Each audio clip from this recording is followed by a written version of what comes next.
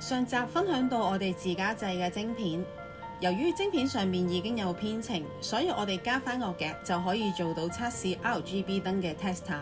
喺晶片上面嘅正極、負極 RGB 嘅腳位裝上電線同埋夾去接觸 RGB 嘅燈，透過晶片嘅編程同埋電源令佢着燈，咁就可以測試到燈係咪正常運作。好，咁下面就講下製作嘅過程。首先睇下材料：夾、膠套、電線、二縮通、磁吸、信號燈、8腳晶片、RGB 燈帶。膠套同電線有4個色：紅色正極、黃色負極、藍色 data in、綠色 data out。另外黑紅色就係裝磁吸嘅線。喺開始製作之前，我哋先試下信號燈同 RGB 燈係咪運作正常。將電線兩端用開皮夾夾開皮，開完皮之後將電線焊落個夾，扣住電線嘅位置落少少 UV 膠，令佢更加穩固。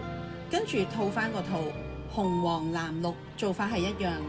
磁吸頭呢面向自己，左黑右紅，將電線焊上去，焊完落 UV 膠做絕緣同保護，再落二縮通。二縮通用暖風機將佢縮緊。燈帶上面有3條漆皮線，燈帶同漆皮線套上二縮通，正負極會焊上晶片。RGB 線同綠色嘅 data out 接駁，先開皮再落石，然後套上二縮通。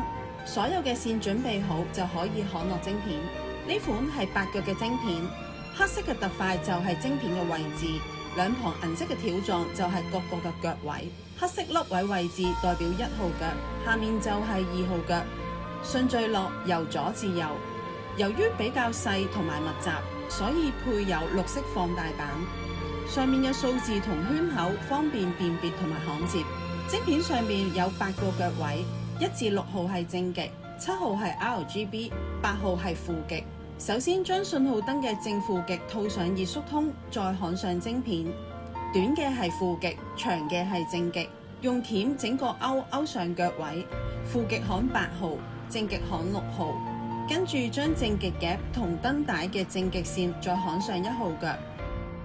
同樣將負極夾同燈帶嘅負極線再焊上8號。RGB 焊上7號。